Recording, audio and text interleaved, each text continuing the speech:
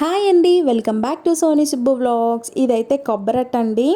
జగన్నాథ స్వామి రథాలు ఎక్కుతున్నారు కదండి, పూరి జగన్నాథ స్వామి. సో మేమైతే ప్రతి సంవత్సరం ఇలా కొబ్బరట్ట అయితే చేసుకుంటాము, దేవుడికి కొట్టిన కొబ్బరికాయతో. ఈ కొబ్బరట్టు ప్రాసెస్లోకి అయితే వెళ్ళిపోదామండి. ఫస్ట్ అయితే దేవుడికి కొట్టిన కొబ్బరికాయని తీసుకొని ఇలా చిన్న చిన్న పీసెస్గా కట్ చేసుకొని మిక్సీ పట్టేసుకోండి. ఒకవేళ మీ దగ్గర తురుముకునేది ఉంటే తురుముకోవచ్చు. నా దగ్గర తురుముకునేది లేక నేనైతే మిక్సీ పట్టేసుకున్నాను.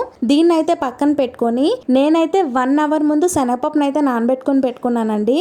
చూసారు కదండి, నేనైతే 1 కప్పు కొబ్బరిని అయితే తీసుకున్నాను. అదే కప్పుతో ఒక పావు వంతు అయితే శనగపప్పును నానబెట్టుకొని పెట్టుకున్నానండి. ఇవి పక్కన పెట్టుకొని స్టవ్ మీద మనం ఒక ప్యాన్ పెట్టుకొని ఏ కప్పుతో అయితే కొబ్బరిని తీసుకున్నామో అదే కప్పుతో కప్పున్నర వాటర్ అయితే వేసుకోండి. దాంట్లో మనం ఏదైతే నానబెట్టుకొని పెట్టుకున్నామో శనగపప్పు, పక్కన పెట్టుకున్న కొబ్బరిని అయితే వేసేసి బాగా ఉడికించుకోవాలి. శనగపప్పు అనేది మనకి ఉడికిపోవాలండి కంప్లీట్గా. ఆ ఉడికిపోయిన తర్వాత మనం ఏదైతే కప్పుతో కొబ్బరిని తీసుకున్నామో అదే కప్పుతో షుగర్ అండి. షుగర్ కూడా కంప్లీట్గా కరిగిపోయిన తర్వాత చిటికెడు సాల్ట్ అయితే వేసుకోండి. ఏదైనా స్వీట్ చేసినప్పుడు నేనైతే కంపల్సరీగా చిటికెడు సాల్ట్ అయితే వేసుకుంటాను. అంటే మంచిగా ఉంటుంది అనమాట, అదొక టేస్ట్ అయితే వస్తుంది. ఇప్పుడు దాంట్లో కొంచెం ఇలాచీ పొడి కూడా వేసుకోండి. శనగపప్పు అంతా ఉడికిపోయి వాటర్ అనేది తెరలేటప్పుడు మనం గోధుమ రవ్వను అయితే అదే కప్పుతో వేసుకుందామండి.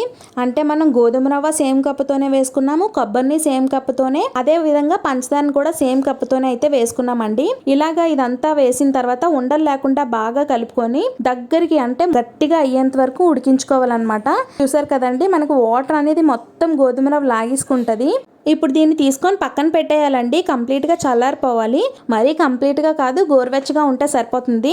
వీడియోని చూస్తున్న ప్రతి ఒక్కరూ సబ్స్క్రైబ్ చేయండి, లైక్ చేయండి, కామెంట్ చేయండి. మీ ఫ్రెండ్స్ అండ్ ఫ్యామిలీ మెంబర్స్కి అయితే ఈ వీడియోని షేర్ చేయండి. మీరు షేర్ చేయడం వల్ల, లైక్ చేయడం వల్ల వీడియో అయితే ముందుకు వెళ్ళడానికి చాయిస్ ఉంటుందండి. సో ఇప్పుడు ఏంటంటే స్టవ్ ఆన్ చేసుకొని ప్యాన్ పెట్టేసుకుంటాం. అట్ల రేక్ పెట్టుకొని దాని మీద ఒక 2 టేబుల్ స్పూన్ ఆయిల్ అయితే వేసుకొని మనం ఏదైతే ఇందాక రెడీ చేసుకొని పెట్టుకున్నామో దాన్ని అట్టులాగా అయితే వేసుకోవాలండి. ప్రెస్ చేసుకుంటూ రౌండ్గా అట్టులాగా అయితే వేసుకోవాలన్నమాట. దీన్ని కంప్లీట్గా సిమ్లో అయితే పెట్టుకొని ఫ్రై చేసుకోవాలి ఈ అట్టుని. జగన్నాథ స్వామికి అట్ట అంటే చాలా ఇష్టం అంటండి. జగన్నాథ స్వామి అత్తోరింటికి వచ్చి 9 రోజులు ఉంటారు కదండి. ఈ 9 రోజుల్లో ఏదో ఒక రోజు దేవుడికి కొబ్బరికాయను కొట్టి ఆ కొబ్బరికాయతో అయితే ఈ ప్రసాదం చేసుకుంటారనమాట. మాలో చాలా ఎక్కువగా ఈ ప్రసాదం అయితే చేసుకుంటారు. మీకు తెలుసో లేదో కామెంట్ బాక్స్లో కామెంట్ చేయండి. మీరు కొబ్బరట్టుని గోధుమ నూకతో చేస్తారో లేదంటే బియ్యం నానబెట్టి అలా చేస్తారో కామెంట్ బాక్స్లో కామెంట్ చేయండి. నేనైతే గోధుమ నూకతోనే కొబ్బరట్టు అయితే చేస్తానండి. యాక్చువల్గా జగన్నాథ స్వామి ఫోటోలో 3 విగ్రహాలు ఉంటాయి కదండి. అందులో అసలు జగన్నాథ స్వామి ఎవరో చాలా మందికి తెలీదు. నల్లగా ఉంటది కదండి ఫోటో, ఆయనే జగన్నాథ స్వామి అనమాట. ఎల్లో కలర్ లో ఉన్న ఫోటో అయితే వాళ్ళ చెల్లి సుభద్రాదేవి, ఇంకా వైట్ కలర్ లో ఉన్న ఆయన అయితే బలభద్రుడు అంటండి, జగన్నాథ స్వామి వాళ్ళ సోదరుడు అనమాట. ఈ కొబ్బరట్టు అయితే ఒక 2-3 డేస్ వరకు నిల్వ ఉంటుందండి. కొంచెం ఆయిల్ ఎక్కువగా వేసుకోవాలి, చాలా బాగుంటుంది.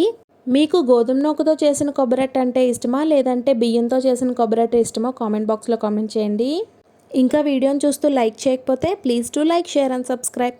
నా వీడియోస్ చూస్తూ నన్ను సపోర్ట్ చేస్తున్న వాళ్ళందరికీ చాలా చాలా థ్యాంక్స్ అండి. దేవుడికి కొట్టిన కొబ్బరికాయనే కాదండి, మామూలుగా కొట్టిన కొబ్బరికాయతో కూడా చేసుకోవచ్చు. అంటే మేము మోస్ట్లీ దేవుడికి కొట్టిన కొబ్బరితోనే చేసుకుంటాం అనమాట ఈ కొబ్బరట్టునైతే. ఈ అట్టుని పంచదారతోనే కాదండి బెల్లంతో కూడా చేసుకోవచ్చు. బెల్లంతోనైతే ఇంకా మంచిది, చాలా బాగుంటుంది కూడా. చూసారు కదా, లోపలైతే చక్కగా ఉడికింది. Bye bye.